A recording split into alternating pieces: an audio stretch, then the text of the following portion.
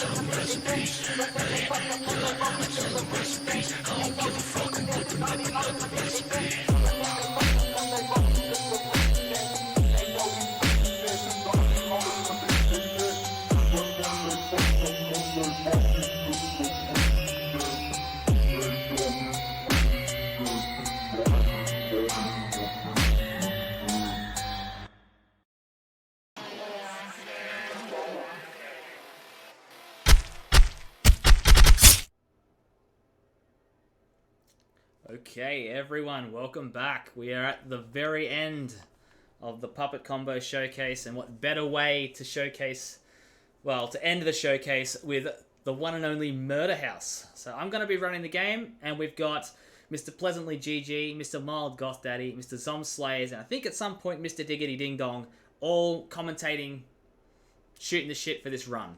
So timer will start when Puppet Combo appears on the screen. So I'll do my best to count down to that, but let's get it. So 3, 2, 1, early, go. That'll be fine. Shout out to the cam, by the way. Best cam of the marathon. Absolutely. Okay, so right off the bat, we just walk into this totally not freaky Easter Bunny. And we're just going to spam through some dialogue. Now, this is no guns. So, based on the title alone, you would assume that you're not allowed to use guns, which, guess what? You'd be right. You're not allowed to use guns. So, we're going to find something to defend ourselves later. But for whatever reason, and I'm still unsure as to why, but in No Guns, we actually have to do this like 5-minute long prologue section where we're playing a young kid named Justin who, for some reason, passed out in the photo booth, and he's woken up, the mall's closed, and we're going to try and find our way out. So it's a bit of a quieter section while we just do the things. First thing I want to note about the run specifically in terms of movement is, much like Night Watch and some of those other sort of runs, it's actually faster to play the game with controller. And the reason for that is, much like in Night Watch, when you are given the question of whether you want to interact with something, yes or no, using a mouse, you have to physically drag the cursor, hit yes, whereas if it's controller, it's just automatically on yes, and then you just hit the yes button. And so it saves 0.6 of a second every interaction. So that saves quite a number of minutes throughout the entire run. This game also has like multiple camera modes. You can do like a third-person Silent Hill, Resident Evil style thing, but it's actually a lot easier to move around in first person because it doesn't have that like tank style in first person, whereas if you were to do it in third person, you have the tank style controls. And excuse me. And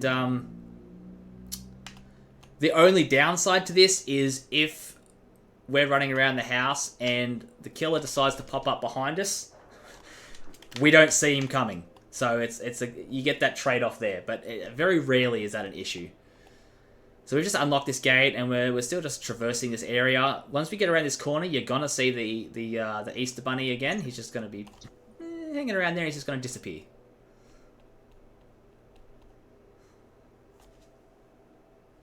There we are. That totally smooth movement. The movement's always thrown me off in this game. Mm-hmm. Because it looks like first-person tank controls. Well, yeah, but it's actually not. Like, if that'll move me left and right as opposed to, like, turn me. So it does control much like a normal first-person game. Oh, controller. Yes. You can run it on mouse and keyboard, it's just slower. So we just runs down this hall, and when we get to a certain point, it's going to trigger the Easter Bunny, who is actually in this game the Easter Ripper, because, you know, Womb Ripper, Easter Ripper, Night Ripper, it's a thing. Now, in a casual playthrough, you would immediately turn around and you would run away, and there's like a whole bunch of like puzzles and stuff like that to try and escape from the Easter Bunny. But we want to get through this prologue as fast as possible. So when he triggers, we're just going to head straight for him. And that's going to... And much like in Night at the Gates of Hell, when Topher purposely died, it sped things up. We're doing the exact same thing here. Bang. You also do that in the Booty Creek, Cheat Creek. Yes, and like in Booty Creek. Yes, that's exactly right. He turns into the car. That's exactly right, yep. So we get this absolute banger of an intro while it plays some credits.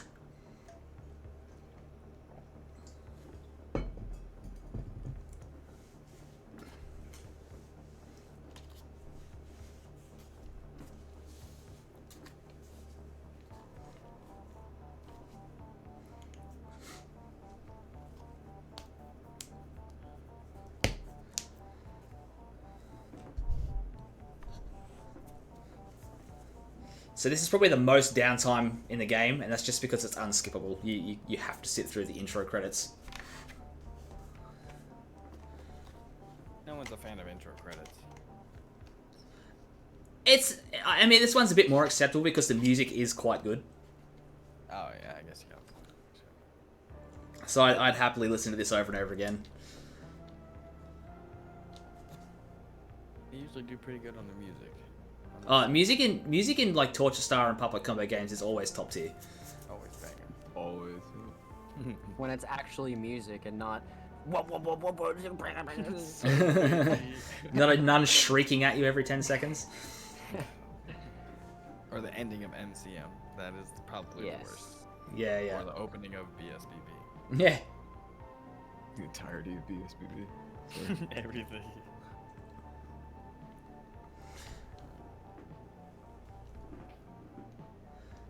So we're almost there. Big ups Jordan King. Yes. Right. So this here is where you would normally start an any % run or a glitchless run, where it pops up with 1985. Or 88, sorry, 1988. And so this is where the actual like proper run starts. So we're going to be playing as an intern named Emma. She's interning for what I assume is a fairly low budget, dodgy news channel, based on the characters that we're about to meet. But we learned that.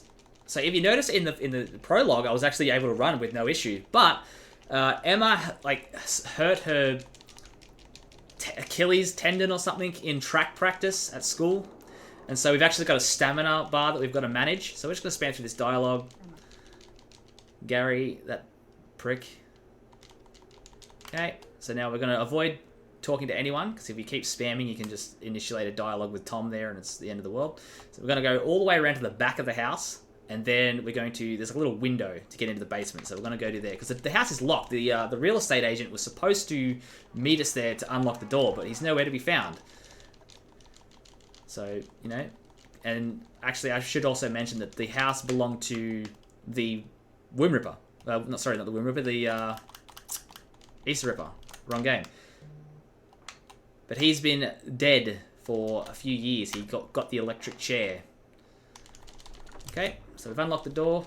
And now we get this fun little job of bringing in the sound equipment, lighting and sound equipment for the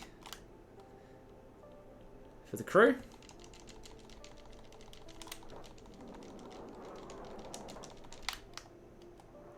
Okay, we've got to do that twice. Now, when I go through this door, I'm going to like angle my controller, both analog sticks, like up left, and that kind of swings Emma into the position I need to go as soon as I walk through the door. Sometimes you can overshoot it, but it just gets you like cutting that corner as tight as you can.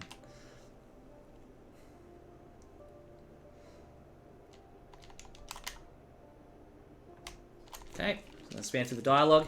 Now we've set up all the lights, all the cameras, but there's no power. So we're going to have to go upstairs and find this fuse that's just conveniently placed in a drawer for some reason. In one of the random bedrooms. And this is where you got to be a bit careful with controller, because you can actually, like, if you just kind of flick your analog stick, you can get this, like, throwback, if you can call it that, where it will actually, when it goes back to the dead zone, can actually move back into where you originally had it, and you will be on the wrong drawer. So it's one of those things where you kind of got to, like, be a bit more careful with the input rather than just flicking the stick as wildly as you want. Shout out the washing machine. Shout out to the washing machine, yeah. Okay. So it doesn't matter which of those two doors you go through, it's about the same time. Just going to skip through some more dialogue here.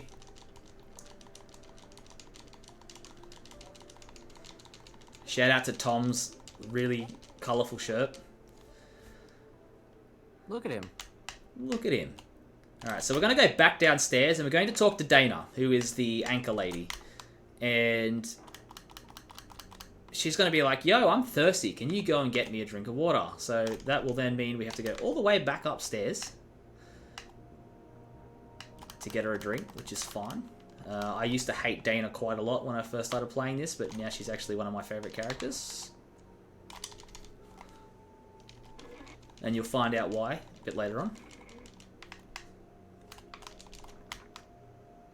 Okay, so we've got our water. Going back down. You'll see I'm kind of, like, the stamina bar kind of going back and forth a little bit, and that's because I'm, like, tapping. Almost like a stair skate if you were playing, like, Resident Evil or something, just to try and manage that stamina a bit. So Dana's found a key. She's giving us the key. Gary walks in, and he's like, okay, this is boring. We need to spice it up. So he's going to put me in a sheet, and I have to run past Dana at a specific time. Now, it tells you a specific line, but when that specific dialogue box shows up, you can actually run straight away. Okay, so I was too close to the door there. That can happen, so I'll do that again. But it's expecting you to do it at the very end of the... okay. I'll wait for it to change camera. Okay. So I'm going to hang out about here. And that should be fine. So she'll say 2 years, I think, and that's when I run. Release the children in his greenhouse and forced them to go on a deadly Easter egg hunt while he stalked and murdered them. Okay. What was that? Tom, did you get that? I apologize to the viewers at home, but I just felt an energy pass by behind me. Let's continue deeper. Okay. Now this is the worst transition of the game because you're staring into a black void after a black screen. So it's like... the timing on that is to know when you can actually move is a bit crap. Okay, so we're going to go look at this. We've got a key from Dana. She gave us that key when we gave her the water. So we're going to wander around and go, where can this fit into? It just so happens that there's a locked door under the staircase. So that's what we're going to try it on. Oh, look at that. It worked. So in here, we pick up the flashlight, staple of any horror game. And you need to pick up the flashlight. Otherwise, this next item won't spawn. Because we don't need the flashlight for this game other than that. So now when we go back down here, like a crowbar is spawned. And now we can use the crowbar to open the dryer, the washing machine.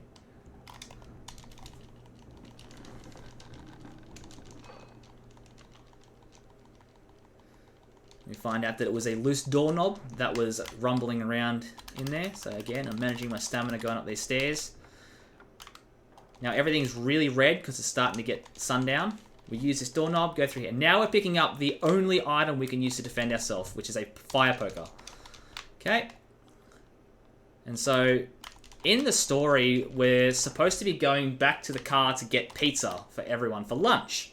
But oh no, look, the car has been trashed. So we better go tell Gary.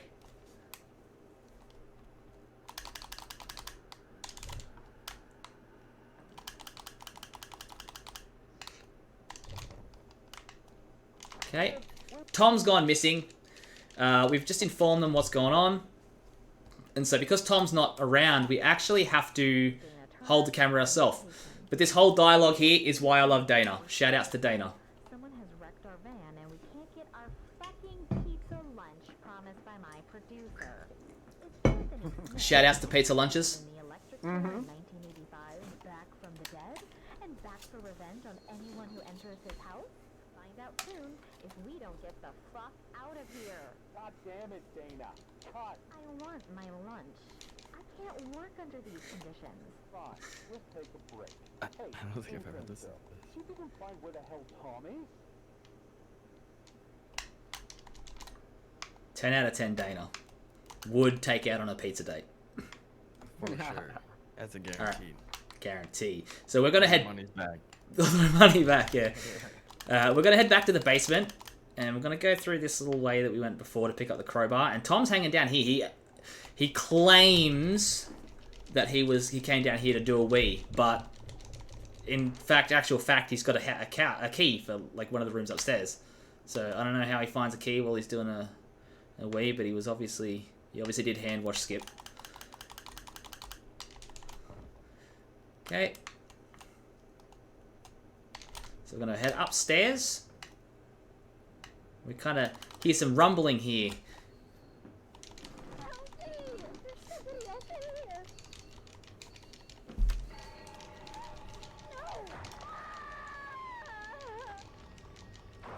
F in the chat for Dana. No. Okay. Wow, he did Dana dirty. Okay, so if we get up here fast enough, we get this dialogue box. And she's kind of like, oh, I lost him, which is good. That means that he's not going to be like following us up the stairs. If we were any slower, that dialogue box wouldn't happen and he would very much be following us. But he is RNG. We can run into him in the next like 30 seconds if the RNG is bad enough. So we're going to go back down. So we picked up a letter opener. I'm going to use the letter opener to pry open a drawer, which will have another key item in here.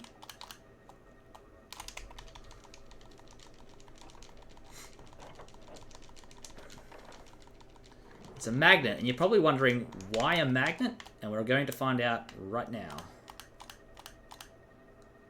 Okay, just trying to manage my stamina a little bit when we go through here, because it's a bit gross at the moment. Okay, so in this first room where we set up all the lighting gear, there's actually a little hole in the ground. And we use that magnet to pick up another key.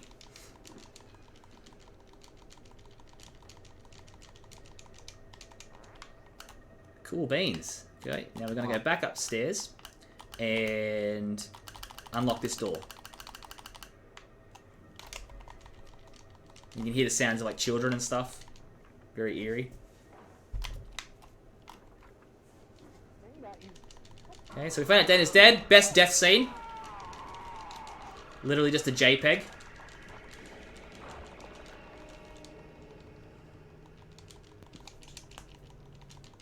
And so we've hidden under the bed here. Class death scene there. It's the best. I love it. Okay. And there's a black light here. And I wonder what we're going to use the black light for.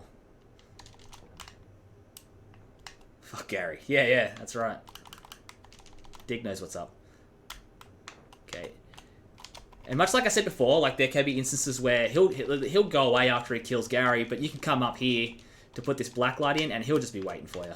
So we're going to use this. It lights that. Oh, there's something going on here. We better go down here. And that's going to put us in the basement, which is like a BDSM torture room for his victims. As you'll see in a moment with all the bondage gear on the wall there. And what makes it worse is that all of his victims are children. Do with that information what you will. Okay, so we leave. And so we picked up a rope, and now we're going to head back through this door. This door was locked previously, but this puts us back into the basement. And at the moment, if memory serves correct, he's despawned. Because there's a interesting little thing that's about to happen when we go back into the main area. We pick up this tape. Conveniently placed camera. So while everything's red here, he's nowhere to be found. That's like a little dream sequence type thing. A little spooky dream sequence. So we find this egg in Gary. And so the whole thing is he used to torture his victims. And if you heard correctly when Dana was talking earlier, he used to get his victims to go on an Easter egg hunt. So that's what we're doing at the moment. So we're going to pop this tape in and find out that, oh no, Tom got.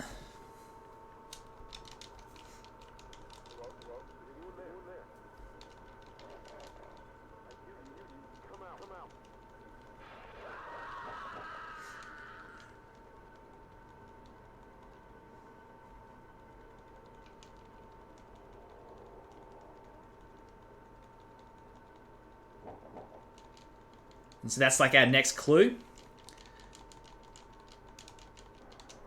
Okay, so we're going to use this rope on this shelf here because there's a hole behind that shelf.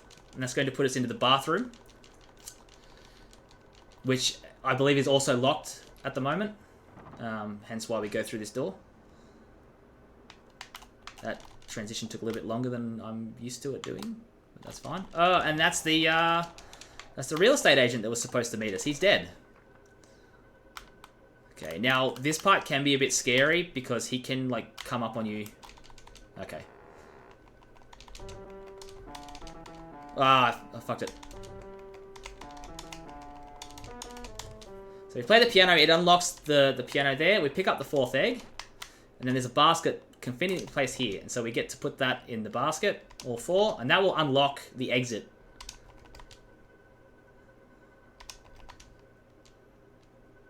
Okay, that's 4. So we go through this door. Hope to God that he's not waiting for us at the stairs, because he can kill us on the stairs. Okay, we should be right, I think. Yep, okay. So now we're going to go through this door that's now unlocked, which is going to take us into like the garden, arboretum type thing, whatever you want to call it, which we haven't had access to until now. And this is actually going to initiate. We're going to run into this door. It's going to initiate the final boss fight. There's a very. I'm going to play it safe, but the strat is we run.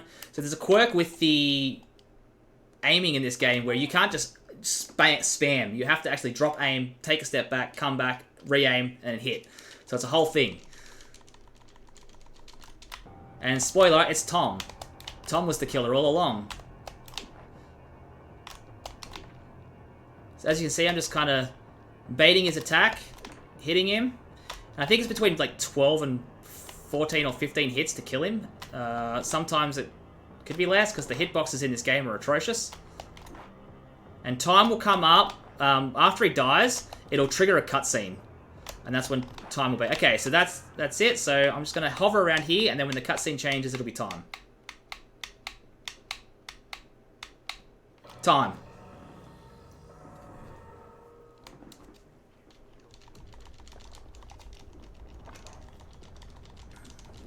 Well done. Yeah. That is Murder House No Guns. That was awesome. Great way to end That felt really good. Yeah.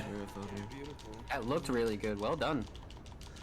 I played it a little bit safe in that fight. In PBs, you'd want to like tank a couple of hits just so you can get the fight over and done with quicker, but no point risking it for the biscuit.